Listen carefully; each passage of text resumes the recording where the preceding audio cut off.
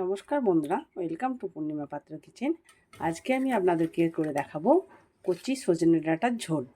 এটা আমি কীভাবে বানাচ্ছি চলুন তাহলে আপনাদেরকে দেখানো যাক। এইখানে আমি সজনে ডাঁটা 250 গ্রাম কিনে এনেছি, একদম কচি পাতলা পাতলা। আর দেখতেই পাচ্ছেন এটি কেটে ভালো করে ধুয়ে রেখে দিয়েছি। আর সবজির মধ্যে নিয়েছি একটা আলু, আধখানা লাউ, অল্প মূলো আর আধখানা বেগুন। বেগুনটাকে আমি নুন মাখিয়ে রেখে দিয়েছি। আর এদিকে আমি কড়া গরম করতে বসিয়ে দিয়েছি। প্রথমে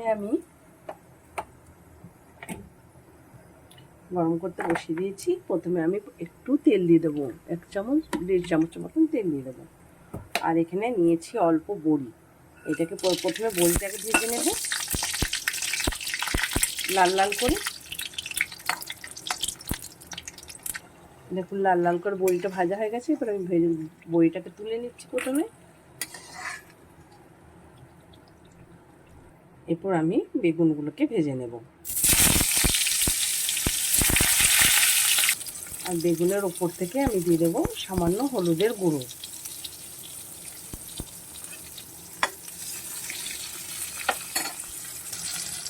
দেখুন বন্ধুরা, একদিকটা বেগুনটা ভাজাটা হয়ে গেছিলো, আমি একদিকটা উল্টে দিয়েছি। এবার লাল লাল করে বেগুন ভাজাগুলোকে ভেজে তুলে নেব।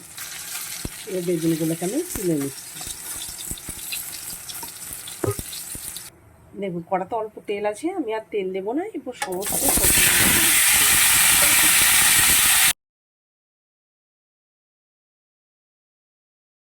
মতো নেই আর 7 চামচ হলুদের গুঁড়ো দিয়ে দিলাম।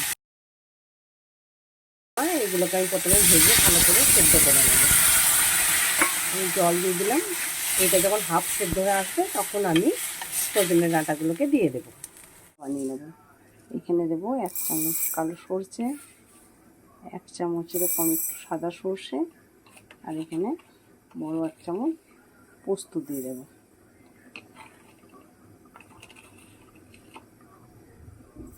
চামচ পোস্ত দিয়ে দেবো। এবার তিনটেকে ভালোভাবে একসাথে পেস্ট করে নেব।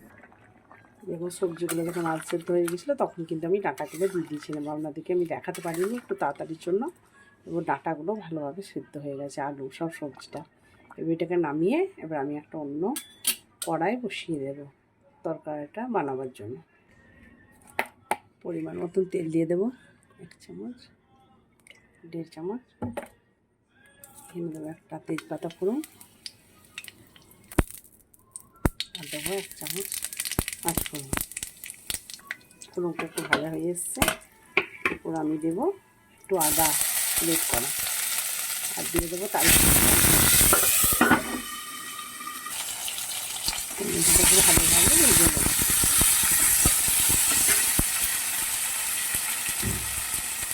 সামান্য নুন দিয়ে দেবো।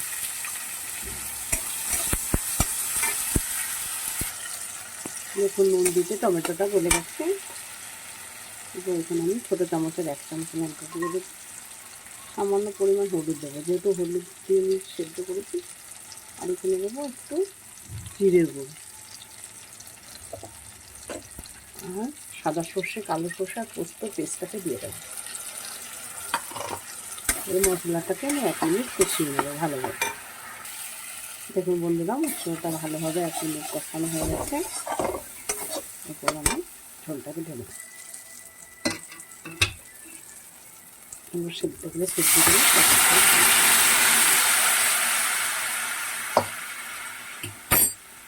ভাজা বেগুন বড়িটা দিয়ে দেবো।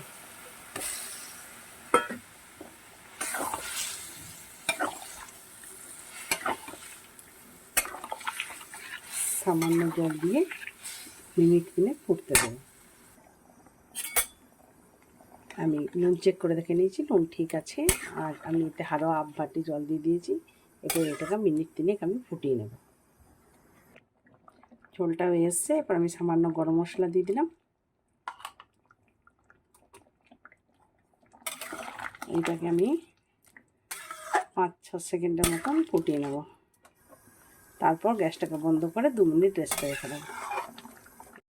দেখুন বন্ধুরা, 2 মিনিট হয়ে গেছে রেস্টে রাখা। আর সজনে ডাঁটার ঝোল একদম সম্পূর্ণ রেডি। এটা খেতে কিন্তু গরম ভাতের সাথে একদম অসাধারণ হয়।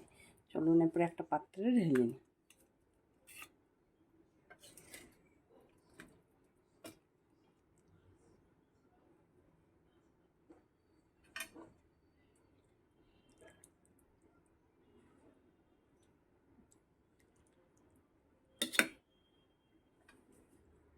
দেখুন বন্ধুরা, সজনে ডাঁটার ঝোল একদম সম্পূর্ণ রেডি। আর এটা গরম ভাতের সাথে খেতে কিন্তু দুর্দান্ত লাগে। বন্ধুরা, আমি যেভাবে বানালাম একবার এভাবে বানিয়ে কমেন্টে জানাবেন, লাইক করবেন, শেয়ার করবেন, কমেন্ট করবেন। পুরনো